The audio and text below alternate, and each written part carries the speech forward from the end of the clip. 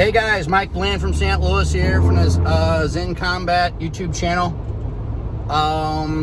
As far as the Temp L10 installation or how-to video or whatever, I can tell you that I have so far tried numerous different ways of getting a working shower going, and I basically just have not been able to do it. I then was trying to go the full-blown, way of having a actual real water heater with this just off-grid scenario, cistern and all this stuff.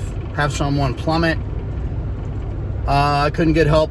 I don't know how to do all that, and I couldn't get help. So then someone else offered to run a neighboring well to my place and then do the plumbing, the water heater, or an electric on-demand water heater. That person also did not show up. So nothing has really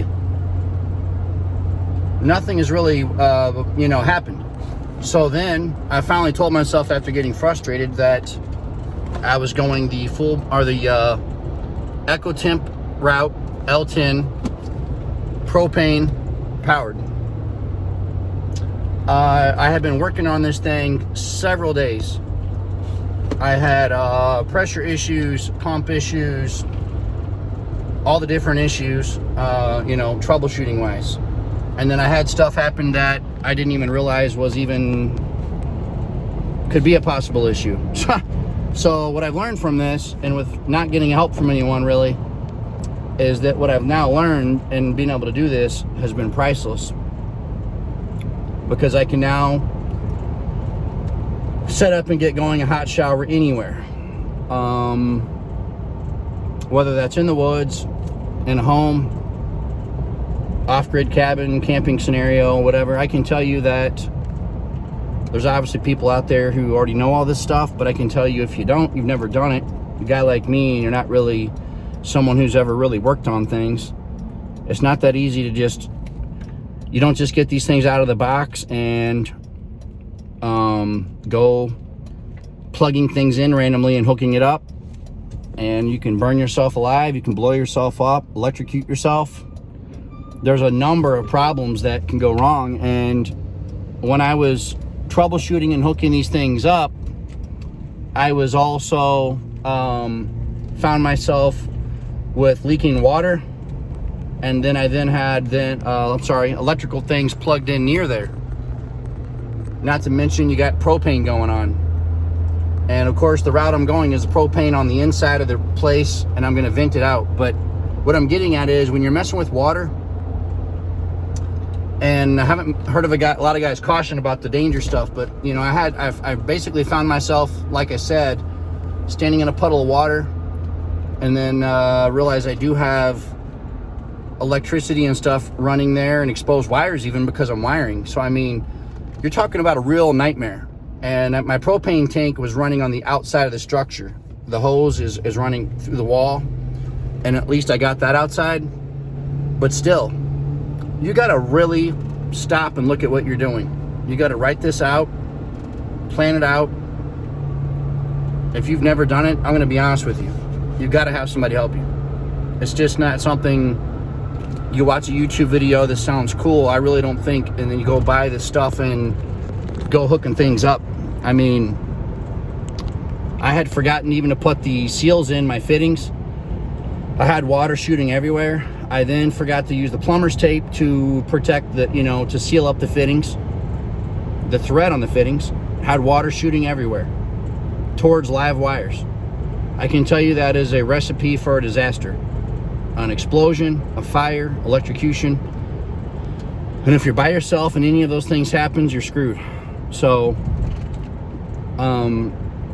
some guys make this look real easy on YouTube. I've tried making videos, but I mean, heck, it's hard to make the videos and then be working on this stuff. So now I'm going back. I've got a 12-volt lawnmower battery that's going to power the 12-volt Temp pump that it comes with. I think it's 46 PSI.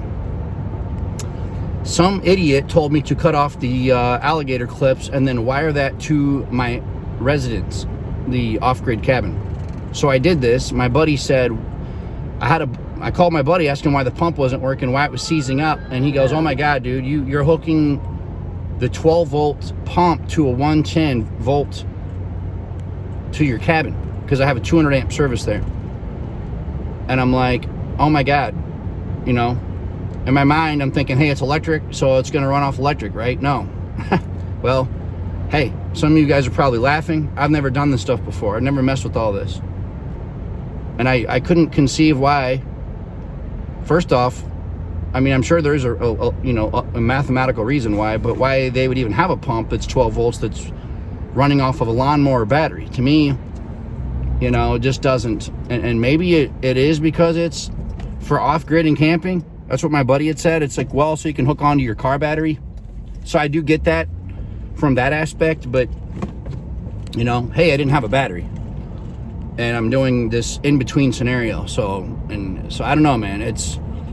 I basically went to the store numerous times and bought numerous things and came back and slowly hooked up and fixed all of those problems.